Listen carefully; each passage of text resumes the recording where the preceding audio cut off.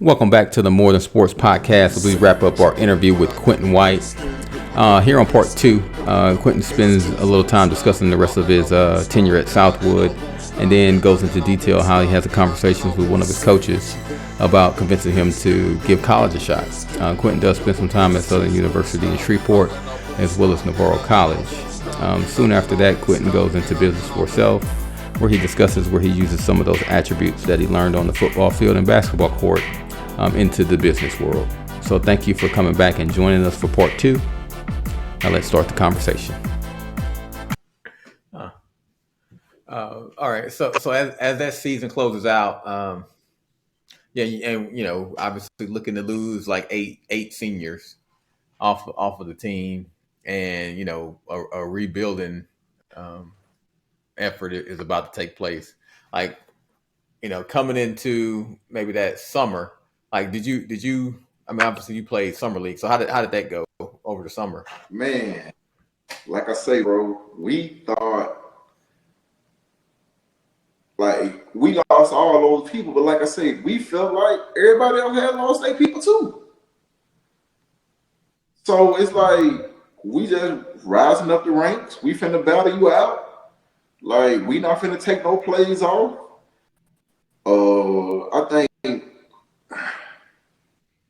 I think Quinton maybe was playing AU or something like that. But like I said again, like I don't know if you remember Gerald Smith that played with us for a little. He came from Huntington and came to South. His dad had an AAU team. I do. And I can remember his dad pulling me to the side, like, "Hey, I want you to play for our team." And I'm like, "Yeah, that's cool, that's cool." He's like, "Yeah, man, it's cool. We practice Southwood this day to this day." And I'm like, "Cool, cool, cool." Go home, tell my mom, like, somebody come pick you up. Somebody gonna drop y'all. Like, like I can't. Nope.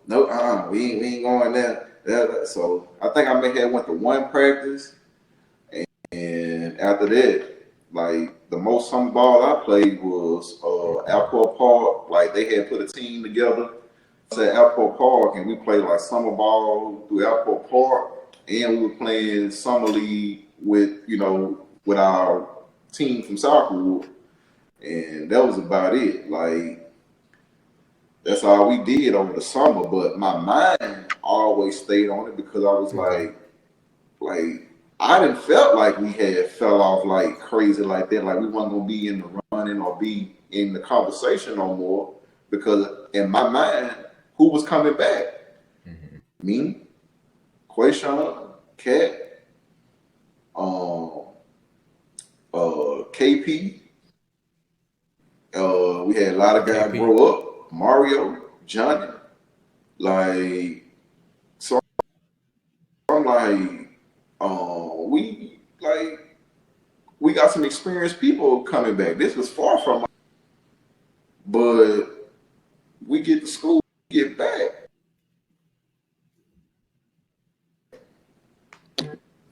KP gone. I'm like,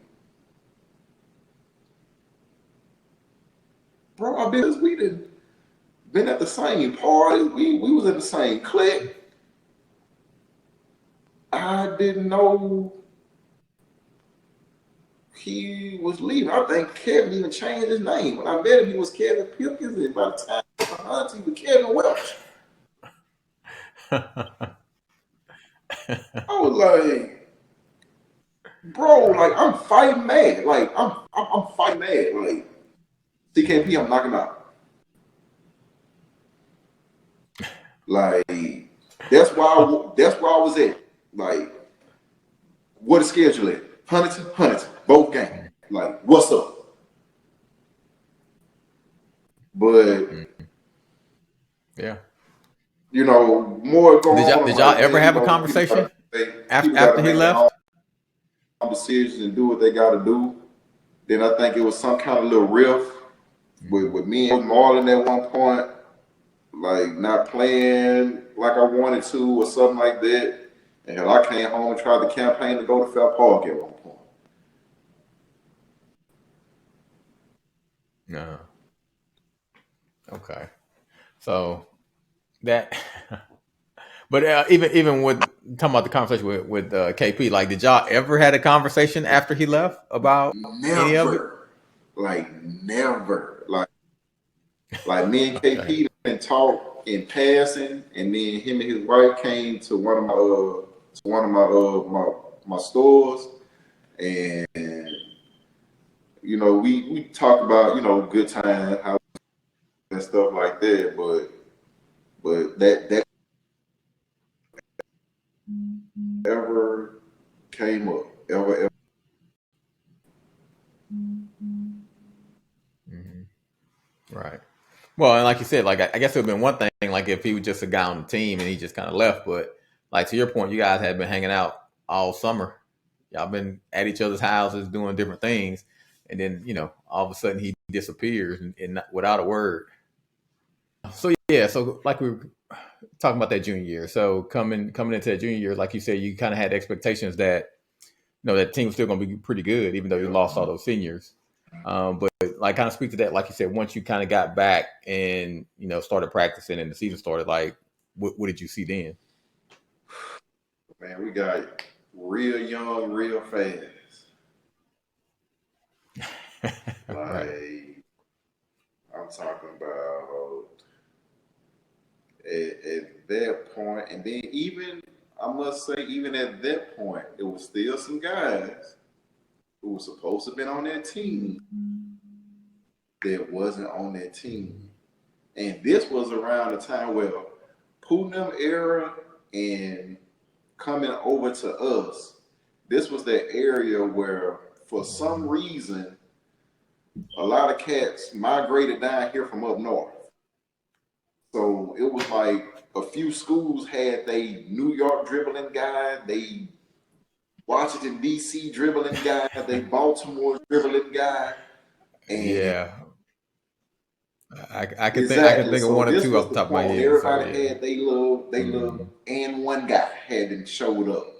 Bozier, I think Bozier had one. Hmm. Fairport, not Fairport. Huntington had one.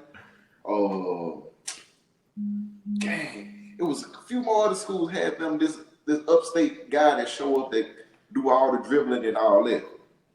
Lo and behold, Southwood Hmm. had one.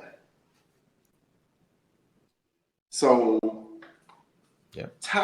We met Ty over the summer when everybody else was doing the AAUs and stuff like that. We played in the Spar League at Airport Park. Ty dad had just moved down here where they all got Okay. relocated from Baltimore to Shreveport because his dad worked at the General Motors plant. So he knew our coach, which our coach was a former Southwood basketball player, Rodney Giles.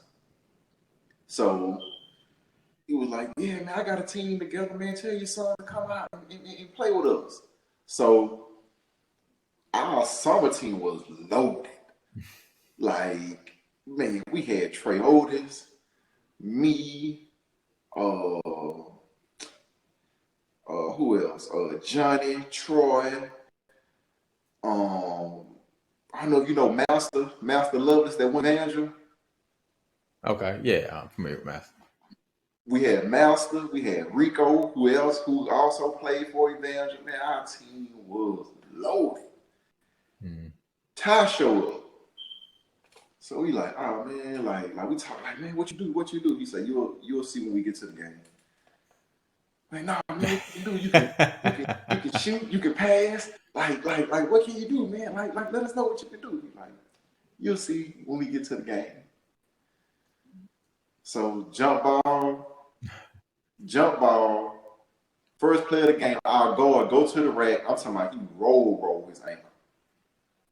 Hmm. We get him out the court. Ty come in. I'm talking about we were a number like 2 or 3 plays into the game.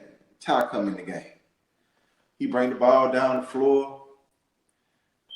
They pick me. I cut across, and boom, he hit me in the face with the ball. I'm like, whoa, like I ain't been around nobody that passed like this. So he was like, it's more coming, just like that. I was like, all right, I'll be ready for the next one. Man, we go down on the break. He throw it around his back. I get it. Boom.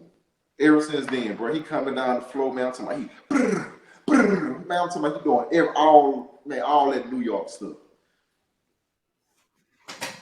Man, me and Troy like, oh, bro, we finna be running next year when we get back to school. Like, bro, we got a guard. Like, oh my God. Man, Ty come to the tryout. Ty do his thing. Come on, like, nah. Like, Huntington had a guy, Boja, whoever, Allied had a guy. Nah. And along with Ty, it was about 3 or 4 more other cats that was supposed to make their team that didn't make their team. Sean P, my guy. Sean Pendleton, that's my guy. Right. Sean was supposed to be on the team with us. Like, I'm just being 100% real.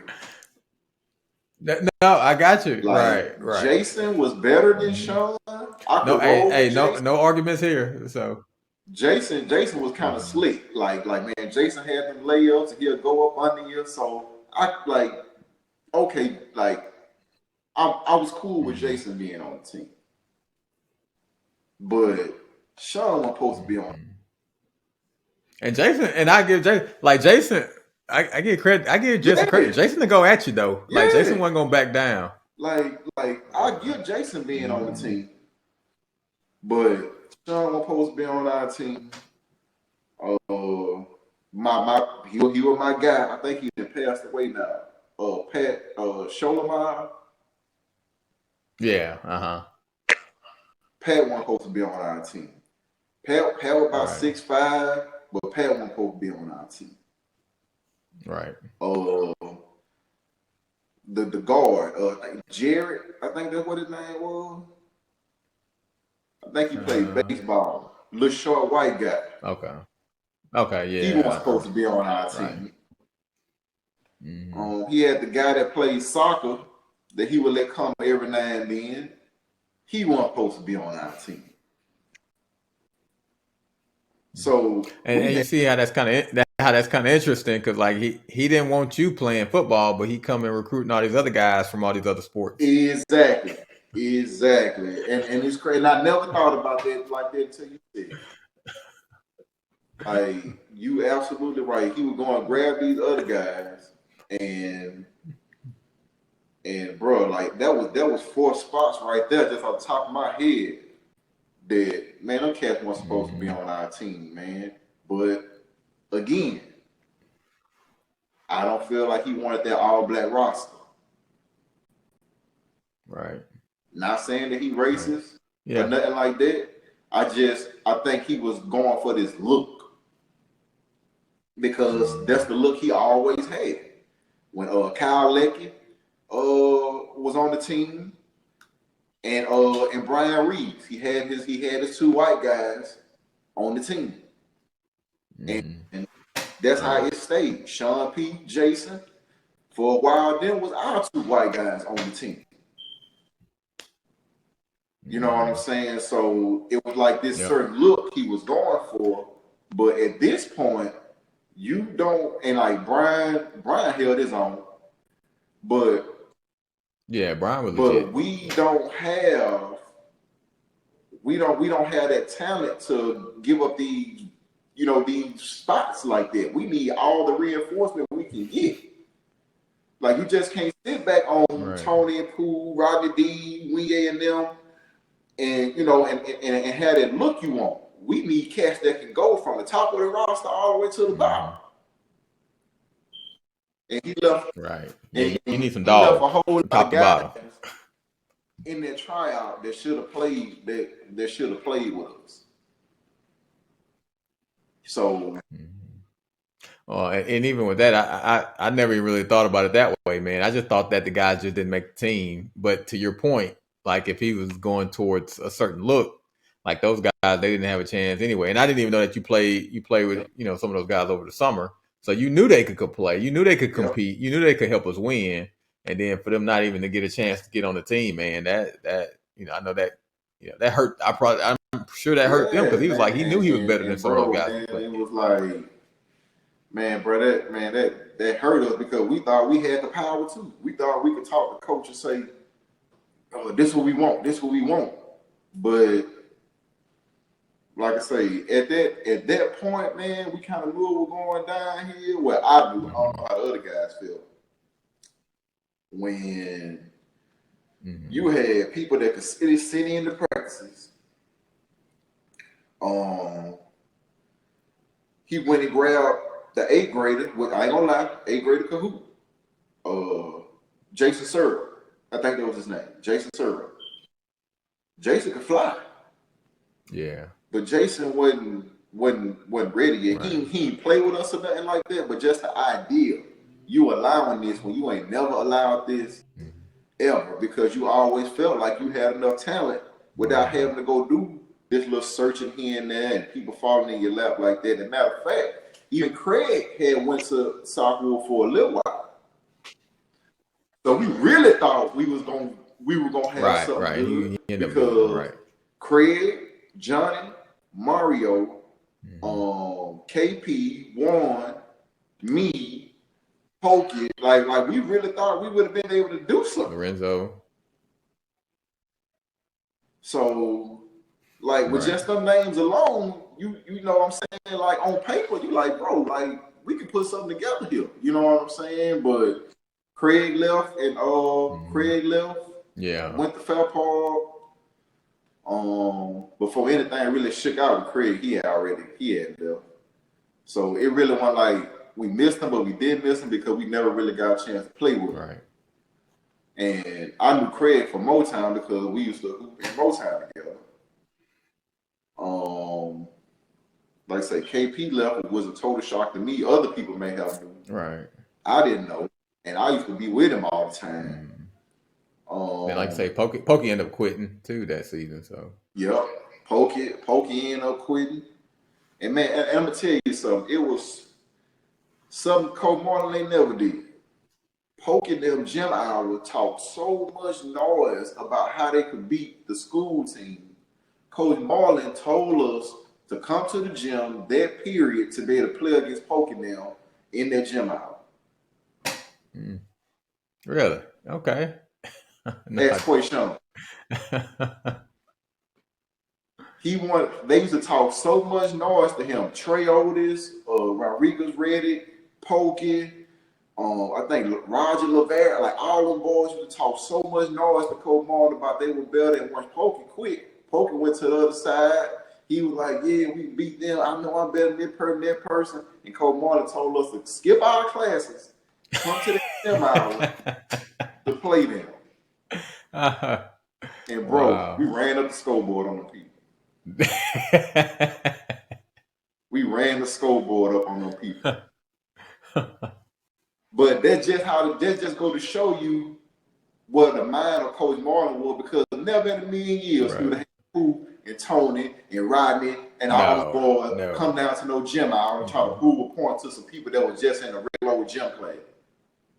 Right, absolutely. Man, well, I guess he felt like he had to get his wins wherever he could at that point.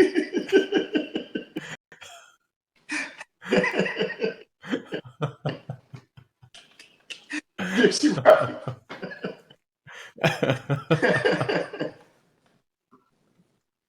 For real. Man. But man. So that junior year, so like take me back. So as you go through that junior year, and obviously, like you say, you guys had a lot of people on the team that shouldn't have been, and you guys don't get off to the start that you wanted to get off on. Like, did you guys kind of like have any kind of internal conversations or communication on like how the season was going? Oh man, not as much as conversations, because hell, at one point, man, I was so disgruntled. I think I even started playing JV on some nights. Like I went down, started playing JV. I was just grasping, like, man, let me get a win in the JV game. Something like let me get a win some kind of way. You know what I'm saying? I would get to the gym, other teams see me like, how you play? Well, you don't hope you playing in no JV game. Like shit, I can remember clearly Bird doing me like this, saying that night we went over there and played Bird. For as conversations, bro, like much as me and Quinton played basketball together, we never had basketball conversations. Like, my role on that team was like the enforcer. Like, felt like I was there to protect them. Like I was the you're not finna push this team over. Like I felt like that was my role. Like no matter where we went, we were gonna win the game or we were gonna win this fight. Like pick one, and that's how I felt. Like I wasn't finna let you pump my guys. I wasn't finna let you say nothing to them crazy because this could stop being about basketball in a heartbeat to me. You know what I'm saying? Which that was the totally wrong attitude to have. Right. But hey. that's why I was at with it. Like the season already ain't what we thought it was gonna be. So let's just get in here and fight, give it every inch of what we got. And I tried to lead by that example. Like diving on the floors, jumping in the bleachers after the ball, like the showmanship, getting the crowd involved. Like I felt like that's what I'm supposed to been bringing to the team to try to like let them know like I got your back no matter what. I'm gonna fight for you no matter what. And it was time. I can remember at the Lafayette tournament, we lost a game that I felt like we should have won. So now we at the next day getting ready for the game that day, and guys is just playing. I'm talking about cracking jokes, and then man, that infamous night. I don't know if the guy talked to you about it, but it was like a big deal. Some of the players went to another hotel. They brought it back to Shreveport. It got wrote up in the newspaper about Southwood basketball team down at a hotel with the girls from another school or something like that. And we were supposed to be, and we was down there for the Lafayette tournament. And I ain't gonna lie, bro. I seen them leaving the hotel, and I jumped up to be like, I'm gonna go too. And by the time I made it to the door, I was like, nah, like, coach put me in charge of the room. I'm the oldest guy in here, so I'm not gonna go down there. So, and I think I'm jumping the gun. I think that was our senior year that happened. That was our senior year that was happening. But our junior year, it was like, man, we was just such a disarray, man. Like I say, we never had a basketball conversation. Coach Marlin. But what about even like conversation with the coach? Like did he like you said with like you, Quayshawn, Lorenzo, some of you guys being some of the leaders on the team.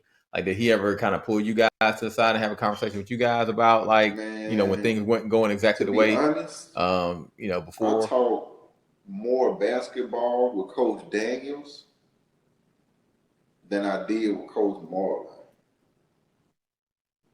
Like if we weren't running plays or me asking him something about the play within practice, like we didn't talk basketball. The most in-depth conversation he had, it was like in passing one day. He's like, "Hey, you got a letter?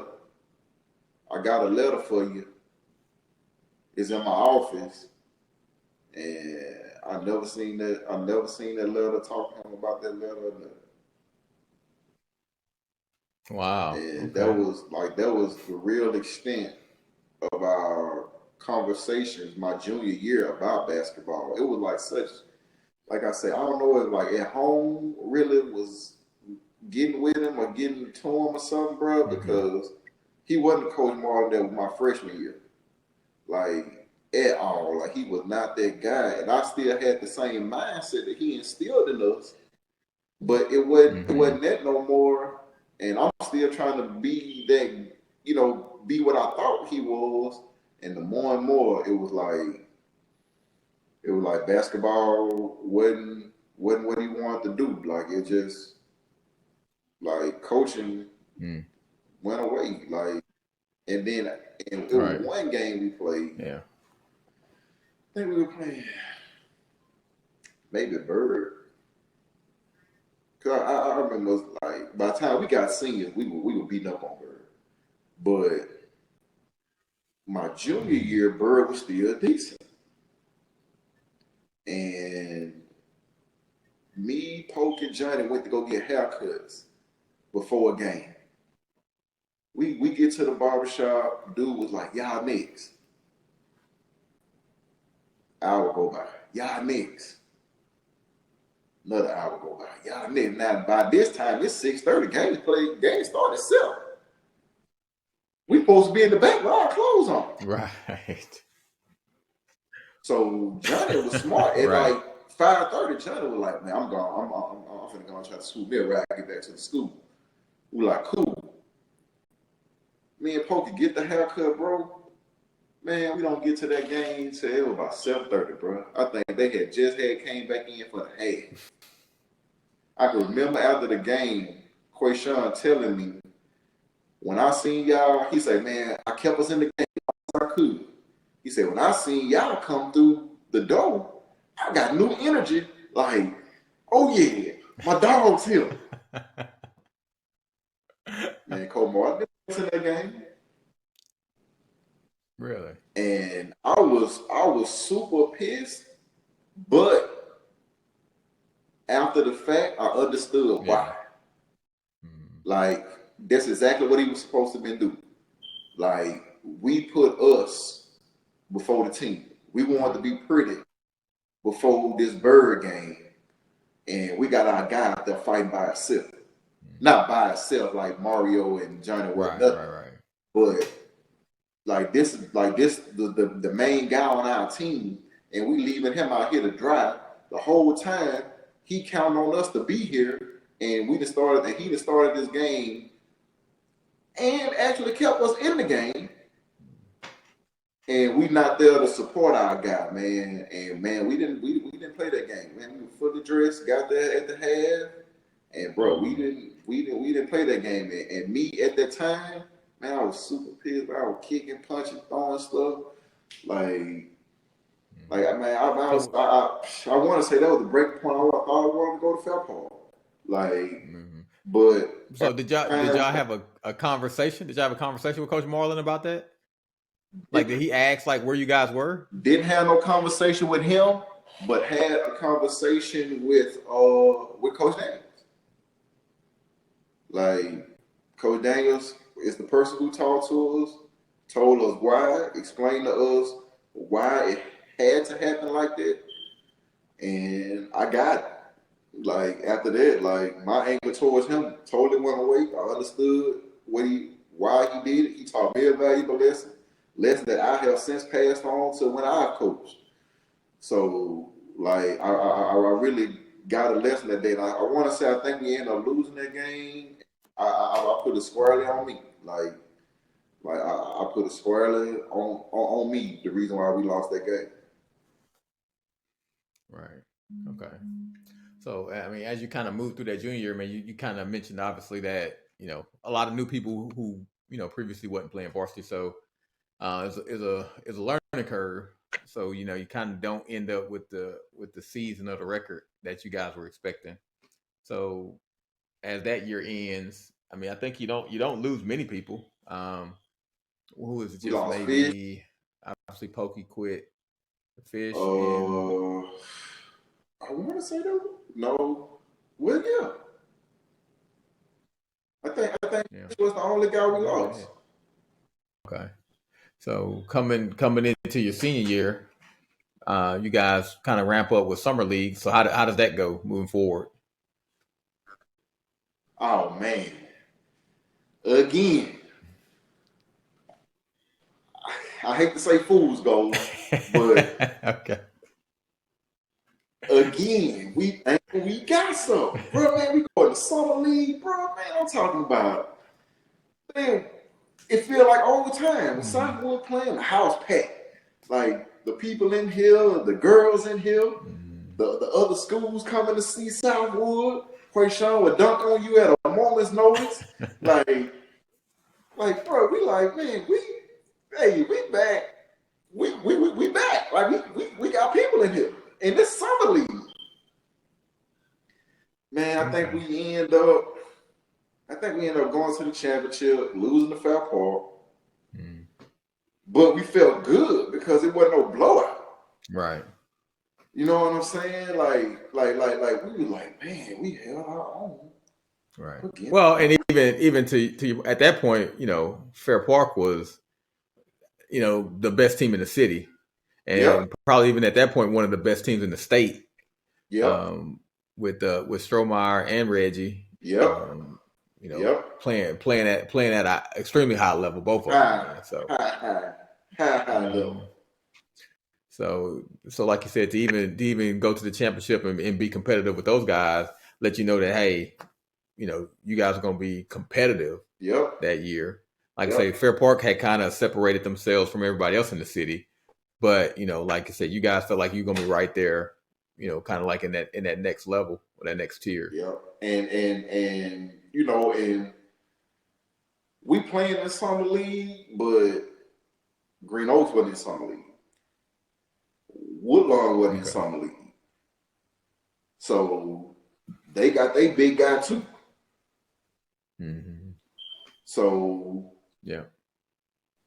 we didn't get a chance to play Green Oaks, but but Woodlawn had moved up and became 5A for like a year or something like that. So we actually had Woodlawn on the schedule my senior year, I believe. Right. And that's when, my senior year, because I had to sit out that first half. And like I said, that's one of my regrets, man. Fooled around. My junior year, season come back around and wasn't able to play at the beginning, bro. And man, that really hurt. So kind of walk us through that. So you were saying, like, at the end of your junior year, like, you just kind of did you just not go to class, or you just didn't take class seriously? Like what was it that kind of led up to you every day brushing my hair and what me and Troy were about to get into that night with whoever was gonna come to Mooretown that night. That's why I was with it. Meanwhile, Troy doing this thing, Troy doing his homework, Troy doing everything. Johnny doing all his work. Me, man, haircut, brush, girls, lunch break. That's where you can find me. Right. So like what changed though? Like, it wasn't like that, your freshman and sophomore year, but like your junior year, it was this shift. Like, can you think of anything specifically, or why there was such a significant change then? Man, I want to say, like, my home life, like, man, we had a lot going on with my family, like family members, going to jail, like parents getting older, like it was just so much going on at home to where it was like you find yourself like what am I doing here? Like, you're not getting the support that you would think just would come naturally. Not like I said and thought about. Oh, like I didn't realize my parents weren't coming to my games until they came to that game. Right. Like I just got so used to them not ever coming to a game to where it was just like they just don't come. So home life was spiraling out of control. Like, and like I say, it wasn't me per se that was getting in trouble or getting a police record or Mm-hmm. doing anything like that. It was just what I was watching around me, to where it was like, it's so much going on, to where it was just Yeah, like, it'll man, yeah, I'm just going it to affect school. their I'm just going to yeah, school. it affect everything else. Yeah, I'm just going to school to get out Mm-hmm. of the house. Like I'm just going to school to just try to find some kind of happy point in my life, and just going to school, getting away for them 8 hours, 9, 10 hours a day, not knowing what you're gonna come back home to later on that day. It was just like, Right. Well, and I guess even to that point, yeah, like, and I think that's where a lot of players and coaches come to now, like even understanding having a point to having like a coach or a mentor or somebody like you can talk to, not necessarily saying they can solve the problem, but at least somebody you can have those conversations with about what's going on at home. Because, like, to your point, it's not yeah, like you could have had those conversations with Coach Marlin because y'all just didn't have that relationship. So to a certain point, you were just kind of holding on to all that stuff, inside. And then, like you said, only way you yeah, really knew how to cope was just to do nothing. So, yeah, like just do nothing. Like I mhm, just like do nothing. I was just like, man, it was like I was just floating. Like I had no purpose. Like talking about it. mhm, Like never was like suicidal or nothing like that, but mhm, it was just like, let me find these little three attributes in my life that I can control, that I can find enjoyment in, and that's what I'm just gonna do to the fullest. right. And like I say, it was that, like I say, I was in Motown, but we weren't poor because Mhm, I got every shoe that came out. Like, right.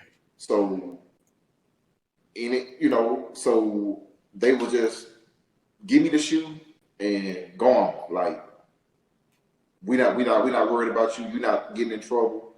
Mhm, Go to school, get a diploma, and you're gonna find you a job. And that's what it was. Like I say, extracurricular stuff. It mhm, really wasn't focused on like that. You know what I'm saying? right. So my junior year going into it, like, so I even went to summer school that year from the 10th, from the 11th going to the 12th. So, and selfish reason, the only reason why I went to summer school is to pass English. So when we get back to school and take our school picture, my picture would be in the junior section and not in the sophomore section. Okay. So I didn't want nobody to see that I had failed that, and so that's why I went to summer Mhm. school, to make sure I was in the right section of the yearbook. I'm back to girls, brushing hair, lunch break. That's it. Right. And when I got there, reality hit me. Like, bro, Mhm. this ain't all about you. Like, you done committed to this basketball team. Now you can't play. Now the guy that you say that you love is out there fighting this battle by himself again. Right. So Mhm. one thing Coach Marley, So did you have any like what was the conversation with Coach Marlin? Like, 'cause I'm assuming Coach Marlin came to you and told you you were yep, ineligible he did. that first semester. So like how did that conversation go? How he put it to me, he told me that, but he was like, I'm not gonna let you lose your whole senior season. So this is what we gonna do. Out of town tournaments, I'm gonna let you play in the out of town tournaments. He was like, all your points, we're gonna give them to somebody else. Your fouls, we're gonna give to somebody else in the book, but we're gonna let you play. And that's what he did. When we went out of town, Okay. I played. I did not know that. So So that's why that's it was that's looking like that's awesome. I was playing, but I wasn't playing. Right, right. No, So, no, I get it. I get like, it. we in the city, I can't do nothing.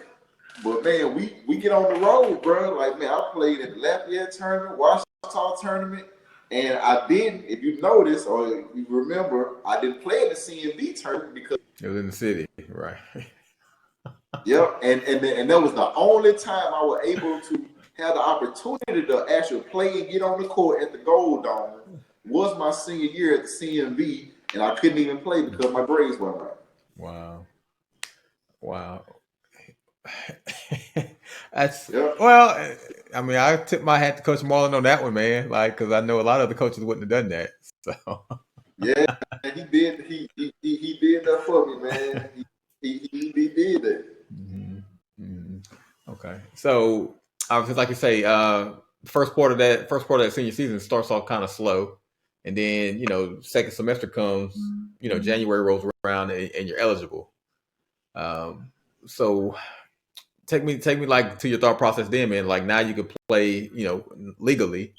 Like do you look at things a little differently now as far as like being able to play and how you took it for granted, maybe? Man, at that point I was leaving it all on the court.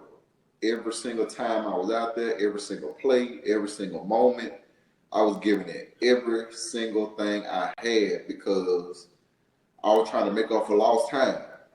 Like sometimes I probably did too much and exerted myself too much or got too emotional.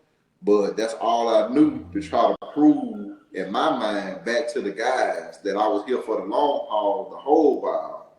It was just that I messed up with my grades and I was just trying to give them everything I had every single time. And then it was like, I don't know at that point what he had lost the team because I think our record wasn't that horrible. Like because I think when we played Woodlawn that last time, we was playing for the last playoff spot when we was playing Woodlawn. So it like the season wasn't horrible because we were still in the running to make the playoffs. And like I say, at that point, we was like I said, we went to Lafayette and we was down there at that turn. Let me back up. We was at Lafayette and like they were playing. And that was one of the tournaments that I could play in because we wasn't in the city. And laughing, joking. And bro, I just blew up. Like, I'm like, bro, this is why we getting our A's kicked all the time right now. I said, because we constantly playing. We taking everything as a joke. Nothing ain't serious around here. I said, dog. And then, like, I'm like, oh, man, I'm going on. I said, I tell you what, we lose this game, everybody in here gonna have to fight me. Like, man, you could hear a pin drop. No noise, nobody saying nothing. And I'm like, bro, man, like I'm tired of this, dog. Like I'm like, man, we way better than this. Like, but we let playing, joking, and laughing get in the way of everything. Well, man, we went out there, bro. Man, I'm talking about, man, Mario played a game I ain't never seen Mario play before. Man, Mario was hooping, Johnny was hooping, Char hooping, Quinton gonna do his thing anyway.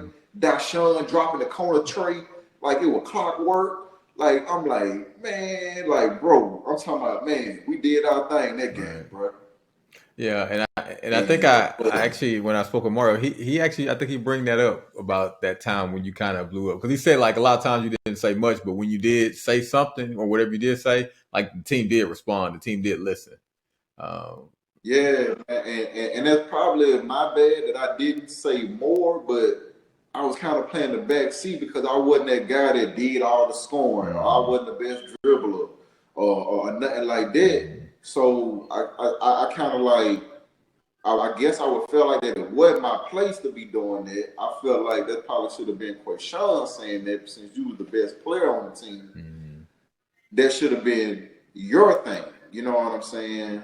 And like I said, I just played the role of enforcer. Like I wasn't finna let no team come in the gym and punk us. Like somebody push you down, I'm right in their face. Like I'm not finna let y'all come on this persona just because we done lost, all the good players from yesteryear. You think that you finna just come in here and push over Southwood, and I wasn't finna let that happen. Right. Got you. All right. So as the season ends, I obviously don't necessarily get the record that you're looking for, man, and kind of miss out So what were your thoughts, man, as the season ended, and like kind of like as far as you and basketball moving forward? Man, I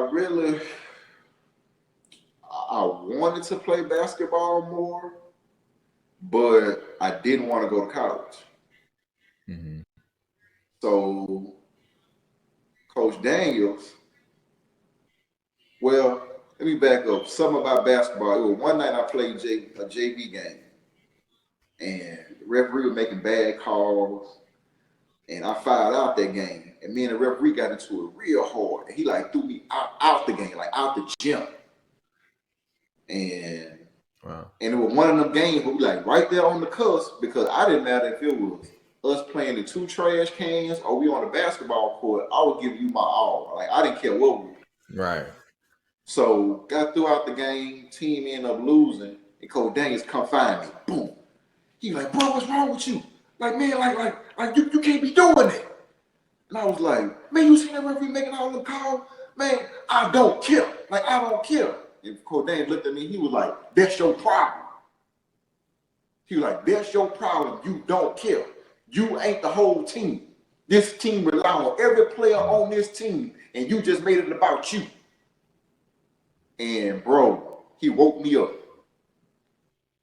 Man, that's real. Like when he told me that, bro, like it wasn't no fighting me no more. It wasn't no like I'm finna challenge him. It was just like he put it to me, bro. And the fast forward, he the person who I would listen to. He the person that I would talk to. And when it came to college after basketball, he was like, just go one semester. Like one time. Just go try. Like it's for free. Go get a Pell Grant, whatever. Just go one time and see how you like it.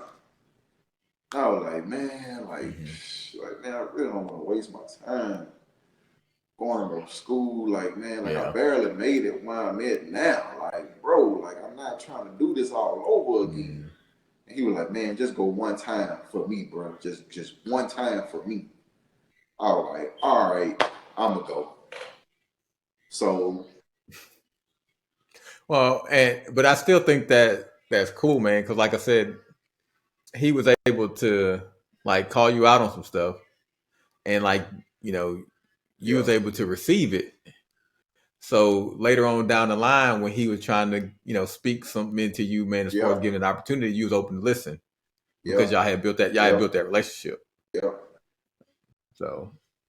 No, I just think that's cool, man. Because like I think that's at least from my viewpoint, that's how those relationships with coaches and players supposed to be. I say he on the way he came from, I don't know how he got dropped at Southwood, but he was somebody that the players could instantly relate to.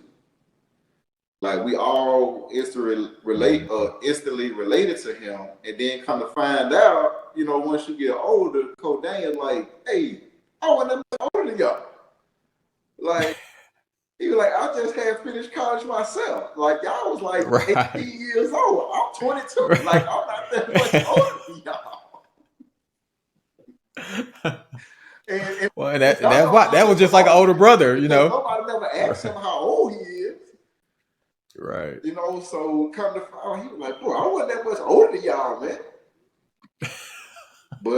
And it makes sense that we was able to relate to him like that.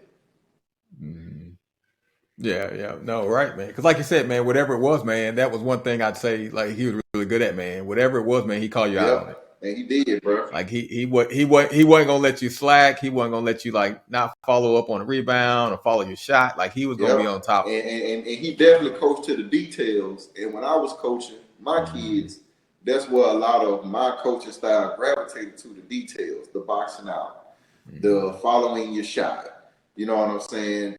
From taking the ball out of bounds. If it's a dead ball, hold your spot. If you don't, you're going to travel. Like the small stuff is how he coached, and that's what stuck with me a lot. Right. Okay. So he like I said, he spoke to you and asked you to give it a shot. So did you give it a shot? Yeah. I went to Southern in Shreveport. I want to say I set out like a semester. I went and got a job, So I worked and I quit the job to go to school. And at that time, Southern was like, I don't think they all the way had the team yet, the basketball team yet, but they was like talking about having a basketball team. So I was like, okay, I might get a little shot, you know, but it never came to fruition. So then after that, it was like I really thought I was done. Like I'm like never gave basketball another thought again after that. And then the guy from the hood, Master and Rico, they had went to college Navarro in Corsicana, which is like 45 minutes south of Dallas. And they went. Yeah, it's kind of between Dallas and Tyler. Well, no. It's Dallas and Waco. Okay. It's in between Dallas and Waco. It's south of Dallas. So they went out there, and you know the story that they were telling me was like it was cool. You know what I'm saying? Met a guy named Marco that played for Evangel football, and he went out there. So I was like, so the conversation kind of started with me, Troy, and Johnny about trying to go to Navarro all together. So I think Johnny ended up getting a scholarship because I didn't go, like I stayed in Shreveport. Johnny did his senior year, but Johnny ended up getting a scholarship to Shaw University in North Carolina. So Johnny left and did his thing. So now I'm still left in Shreveport. Now I'm going to Troy games. I know you remember me coming. So hanging around, I wait on Troy. So by then, Johnny moved back, and Troy and Johnny pair up and go to Jarvis Christian College together. So I'm still not, doing nothing with athletics. So then I was like, well, eligibility running out. Let me go out to Navarro and let me see what happened. So get there, talk to the coach. I thought about trying to do football again, but I was like, I felt like I was too far out of it at that point to try to just walk on and do football. Mm-hmm. So I was like, well, I'm 21. Let me see if I can still, do something. So we get to the hard court, man, like the whole basketball team on the hard court. I'm out there playing with like the little runoff guys, people from the city. And I go up, boom, I dunk it. Dude, like, man, what's your name? I'm like, where you from? Like, Shreveport. Man, you talking to our coach? I was like, a little bit, not too much. Hey, come to our game tomorrow. Come to our game tomorrow. I was like, all right, I'll come. I went to the game. They were playing Lee College. I get in the gym. Guess who I see? Chauncey. Really? Chauncey playing for Lee College. Okay. Look up in the stands.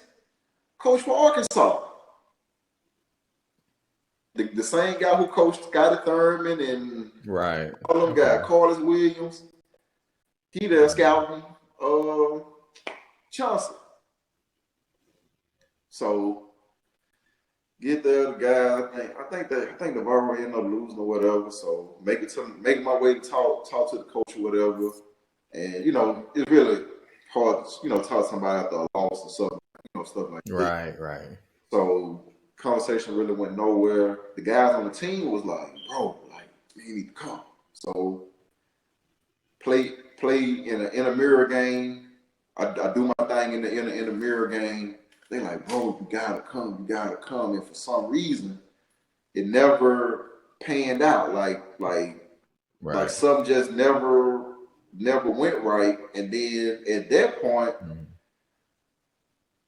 I'm in college.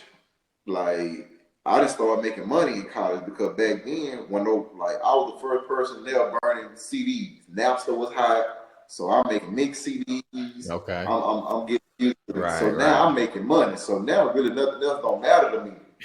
You know what I mean? And like, Right. bro, I just started making money. So like, man, I don't care about no school. And bro, like, man, after basketball, like after that, like basketball faded away, I started making money. Like, I stopped going to class. Basketball was the furthest thing away from my Right. mind. All I know is I had money in my pocket. I could do what I wanted to do, and that was it, bro. Like I never thought about playing basketball or anything. Nothing after that. I just like, man, I'm done. I'm trying to make money. Right. Okay. So you mentioned earlier that you were coaching. So like how did that come about where you were doing some coaching? Man, my kids, it fell into me. Like my oldest boy, he wanted to play basketball so bad, and nobody wanted to coach a team. They had a list full of kids, but nobody wanted to coach the team. So That's normally what happens most of the for time. him to be able to play, I had to coach the team. So that's how I fell into it. And started out coaching him. Then I moved on to my second son, my baby son. Started coaching him on like the AAU level. I was like an assistant coach with that. And then I started with my daughter. I started helping her out on like the AAU circuit, and was coaching my daughter. Okay. So I guess my question is, knowing absolutely everything you've experienced coaching wise, like is coaching, is it harder than it looks? It's definitely harder than it looks. When, especially when the parent think that they have Michael Jordan. Like that's when it's tough. That man, like it makes it so tough, man. And then the kids can't drive themselves, so no parent got time to bring the kid to practice, but we got time to show up for the game. And when you get to the game, you don't know what's going on. So Right. then you got certain rules to where every kid got to play a certain amount of minutes and a certain amount of time. So now that's another element you got to coach to when they're younger. Right. But I do say this: coaching girls is easier than coaching boys, in my opinion. Okay. Well, why do you say that then? I got to elaborate. Girls listen. Uh, Girls listen, and it's not a lot of examples for girls to go by. Like the WNBA is there, but a lot of them don't even know who the WNBA players are. Like they still watch the men's game. But with boys, from 5, I'm Jordan. yeah. 6 years old. I'm Kobe. I want the ball every single time. That's what my mama had told me. My daddy told me on the bed, I want the ball every time.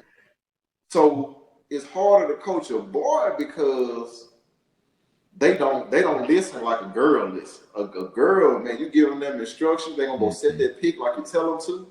They box out like you tell them to. You tell them to hold their hand straight up. They more often than not, they do what you tell them to do. Right. A boy, he gonna improvise. He going to the Sprite commercial, the Gatorade commercial, right? Yeah, man. Boy, hey, coach gonna really know what he's talking about. Like, I think I can beat him too. So let's get it. Like, but yeah, it definitely was easier for me coaching girls than it was coaching boys. What kind of advice would you give like a high school player now, like coming into high school maybe, just based on your experiences, like what type of words of wisdom would you give a high school athlete to kind of help maximize their opportunity? Man, a few things. Number one, block out the noise. Like, the only person that you compete with is who you was yesterday.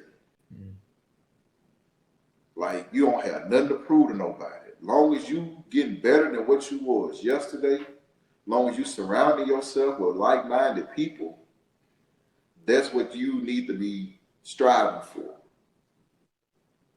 Right. And that's not just with sports, with every aspect of your life. Don't take no plays off. Don't take no days off. Because every day that you not giving it your all, there's somebody out there who giving it everything they got in the moments that you take off. And definitely don't be influenced by social media and TV. Right. Everything that you see on social media ain't what it's supposed to be. P-O-S-T. Post. Right. Like it ain't what it seems. A lot of these people, you see somebody else, like I fell victim to the social media game. When I first got on there, I'm looking at guys, I'm like, man, he the same age as me. He got this big house, this new car. Oh my God, he taking all these trips and all that and all this. Then you pull back the layers and oh man, like you see an article, he on the Inquisitor, oh man, that guy was writing hot chicks. Right. Man, that wasn't his kitchen. He was sitting on a display kitchen in Home Depot, and he just took the picture to make it look, like Right. Yes. like Yes. it's like a fantasy out there, and we lose sight of the fact that social media is like watching a movie. It's entertainment. Mm-hmm. And being young, we have people that our age that make these kids think that they're their age.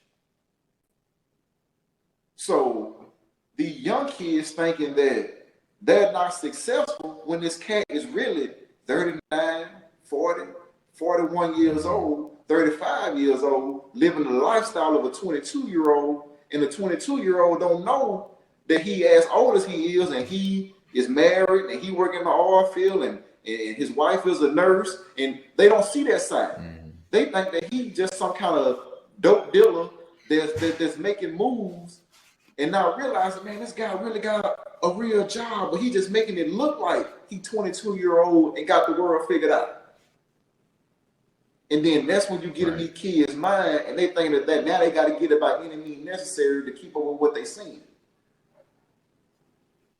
When all the whole while you doing it right, my man. Like your job gonna pay off. Like it's cool you working at McDonald's. That's cool because you can own one of them one day. That's right, man. Yeah. That's good advice, man. But absolutely. A lot of us older people, older cats ain't giving that to them. Like we making it think that the world just all glamorous and not telling them, how we got here.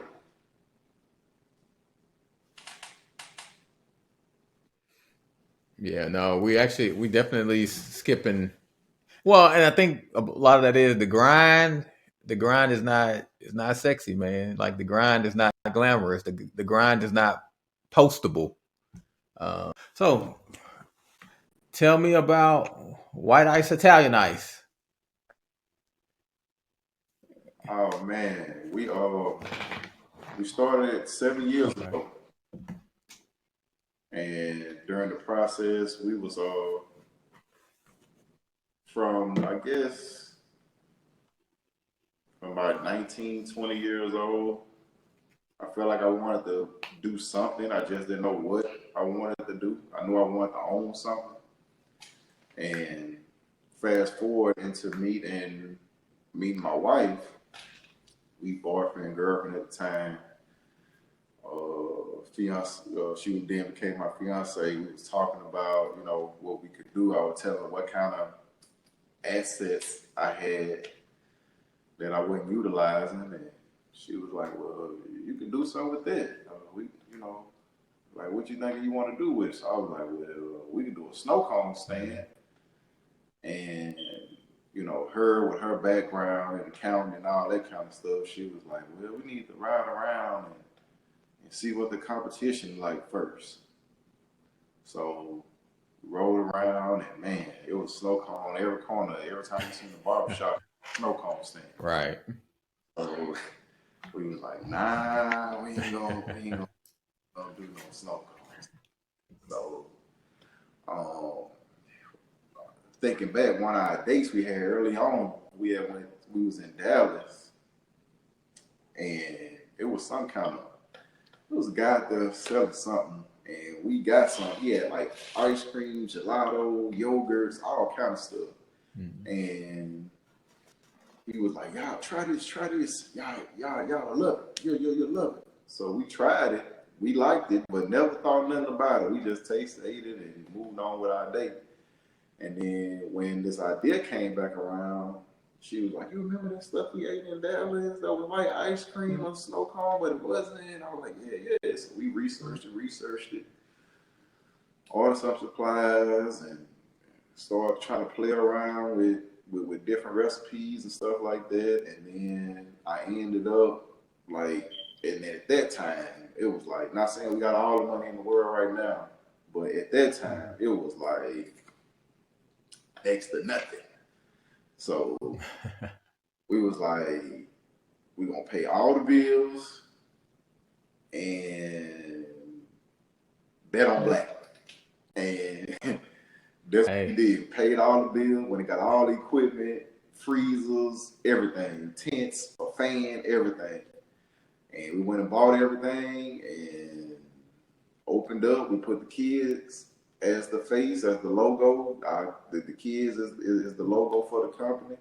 We had them standing on the side of the street with hand-drawn signs, trying to get people to pull over to come try it. And man, it was 100 degrees in the middle of the summer. We all under a tent. We bought from Walmart with a fan. I think we got from Walmart, and we all trying to huddle up in front of it. And that's how we got started 7 years ago. Wow. So how did y'all come up with the logo? Like what was the thought process behind the logo? The thought process behind the logo was that we wanted it to be family oriented, and we wanted to build in sort of a safety net for the kids. And what I mean by that is we wanted everybody in the city to recognize their faces. So if they ever seen them out doing something that they didn't have no business doing, they could come and call and tell us, hey, we know your mama, we know your dad. Hey, ain't y'all those little boy and that little girl that run that shop? So part of the reason behind making them the logo, it was that we wanted to put them out there for the safety net, so people could know who they were and could call them on if they was messing up out in the city. Okay. Well, I'm pretty sure they didn't appreciate that in the beginning, but now later on they had no clue. They was just floating along like, yay, like, and they just worked, and man, I took a whole lot of their summers building that place up, man. Like that's all they did. Summer break, they were working at the shop. So that's how the logo came about, man. My best friend drew it. Brandon Jones, he got a tattoo studio, Shreveport Tattoo, which we started that together. And he drew out the logo, and I got it converted over to a professional image. By matter of fact, Uchi, his little brother. Okay. His little brother is the person who converted the hand drawn image into a professional. All right, cool. Wow. Yeah, because like you said, you making it very family oriented, so it's almost like a whole nother team concept, like you were playing basketball back in the day. So. Yeah. And it was a lot of stuff that I learned from sports, from being team, put yourself last, putting other people first. That's where a lot of the mentality and the environment that I brought them up in, and we brought them up in, we're working in, that like it's a team environment. Like we only successful as our most successful person. So that's how we we put it to them. And even today with my kids and what they do for sports wise and stuff like that, like I still try to instill in them what sports gave to me, which was that team, being accountable. Put yourself last. Like you don't have to win every time per se in your situation if it's going to be the betterment for them to get the overall win. So that's kind of where, my coaching style and how I raise the kids, and even my wife and our relationship, that's kind of how it is. It's a team effort. I feel like if you go into any relationship as 50-50, you already halfway failed, because being a human being, you're not a 100% every day yourself. Some days you're sick, some days you're hot, some days you're cold, some days your head hurts, some days you don't. So you're not 100% all the time. So how can you tell somebody that it's 50-50 when you can't give that all the time? Sometimes it's 60-40, sometimes it's 30-70. And you just got to be able to step up and, and play your part when your number comes. No, absolutely. No, great advice. Like, so you mentioned earlier, like coaching all your kids, like in basketball, like, did you feel like it was important for your children to play sports coming up? I felt like it was important in a way to keep them occupied. Like I say, with what's going on in the world and everything that's going on right now, I felt like it was more important to keep them occupied rather than actually being about the sport. It was about being occupied, and like I say, the values that come away from it, the wins and losses. Of course, we all want to win, but as far as you can know how to win, and you got to know how to lose. You got to know how to respond to a loss. You got to know how to, when you win, you got to act like you've been here before. So those are the things that sports helped out with coaching my kids. Right. And you mentioned earlier about some of the things that kind of translate over to, entrepreneurship. So I guess that's my question. Like, what attributes did you take from sports that you kind of moved over into entrepreneurship? The scouting aspect of sports, how you go scout the team first, or whatever footage you can grab from the other team and see what their tendencies are, or seeing what they're good at. It's kind of translated over to the business. Like I said, we went and scouted Shreveport first to see what the competition would be like. And I, talked to people that was, had did it before. So if I could have a conversation with a coach that played that team before, I was like, man, what did you do? Or how did they do this? And what did you look for? Kind of translate into the business world. Somebody who had been there, done that before. That's why I went and talked to see how, how did you come about, or how did you go about the situation? The same thing that I would do, that I would do with sports and practice sports. It was practice to get our recipe down, to get our business format down. It was practice. How we gonna do this? What's our, from start to finish, when the customer comes to the window, what is the routine that we can complete this order and get it back to the customer in a timely manner? It took practice. Okay. All right, cool. Now I dug into the archives and I caught an episode of Daddy Knows Kitchen. So you deemed yourself the master of the microwave. Is that still true today? To this day, I got a little better now. I turn it every 30 seconds now. I used to do that. No, I caught that, man. I thought it was a cool episode. Like I said, again, just implementing family, man, in everything you do, man. So I thought that was pretty cool to do that. So yeah, man, I did that, man. I could I even had I did some acting in a couple of plays around Shreveport. One of them used to be on YouTube, but like the copyright thing came about because it had like some music from recording artists and stuff, so they took it off YouTube. I don't know how I could get it to you now, but yeah, I act in a few plays around in Shreveport. Okay. All right, man. Well, let's get you a couple quick hitters, man, and get you out of here. So, ask you a couple questions, man. Just shoot your answers. All So, I tell you, you're a San Francisco 49er fan. Oh yeah. So, your top 5 San Francisco 49ers are who? From 1 to 5 or 5 to 1? Any way you want to hand it. They don't have to be in any specific order. Just. Hey, you know what they say. What go with beans? Rice.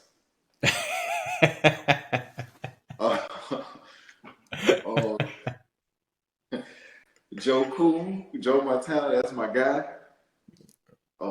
T.O., my guy. A guy who I think that don't get the recognition that he should, Roger Craig. Like one of the inspirations of me wanting to play running back, period, besides my brother. And let me see. I'm gonna go somebody on defense. I would probably say I don't consider Dion a true 49er. So I'm not gonna say Dion, but Merton Hanks. Merton Hanks was my guy. Merton Hanks. Yeah, that's solid.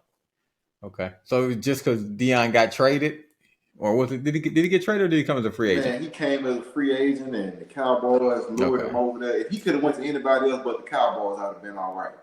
But when he went to the Cowboys, I was done. Right. No, I get it. All right. So you mentioned earlier being a sneakerhead, man, and for those of you who don't know, man, Quinton was the guy that had every Jordan ever. So I guess my question is, like, if you could only wear one pair of Jordans for the rest of your life, which pair would it be? It would be, man, it's crazy. I wasn't a numbers guy. Like, the number this or the 13 or the 14. I wasn't that guy. The one that I did like the most, that, well, for fashion purposes, the patent leather. And the first one's with the black patent leather with like the clear blue bottom. They were the first ones released. Right. Those that pair would be my ones. As far as performance, actually playing in, the ones that came out, I think it was 99. They had the metal tips on the end of the shoestring. Okay. Yeah, I remember those. I think what number they are. But those are the ones. I'll be able to send you a picture in a second. But fashion-wise, the patent leather and actually playing in, it would be those. And so, and I guess my question: have you kept most of those shoes? I actually got quite a few of them. I've been talking to a guy to restore them because, like, if you don't wear them, the foam and everything get all dry rotted and stuff. So, man, I actually, matter of fact, hold on. But this is this is my actual shoe from high school.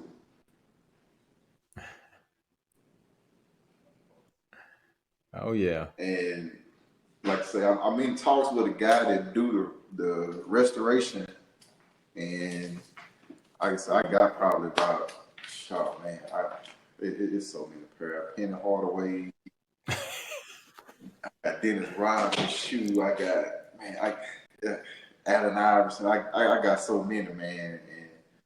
And I was supposed to like be working with the guy to do the restoration on them and everything. Okay. All right. Next question. So, if you were going to the court and you could bring yourself and 4 other players that you've either played with or played against, like who would those 4 players would will round out your five to go hit the blacktop? Question number one.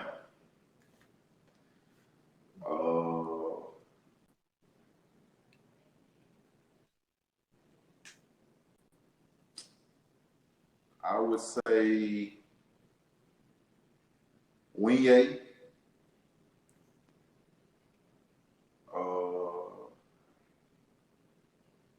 Big Zach. Let me see what I got. I got one more. One more.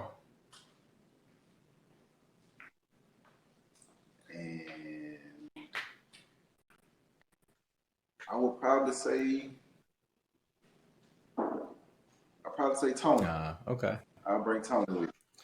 I'll bring Tony. Oh yeah, you got it all from top to bottom, man. You got your guards, you got your size, so you're ready to go. Yeah. Right. All right. The next one, like, what would you say your most memorable game is, and why? Oh man, the most memorable game that I played in or with Played in was when we played Huntington at home. When we played against KP, that game was crazy because we was playing basketball and having a dance contest in between, all in the game. So like, KP bust a move, I bust one. Quinton with backhand bounce, like that game was crazy. That was the most memorable game I ever been part of.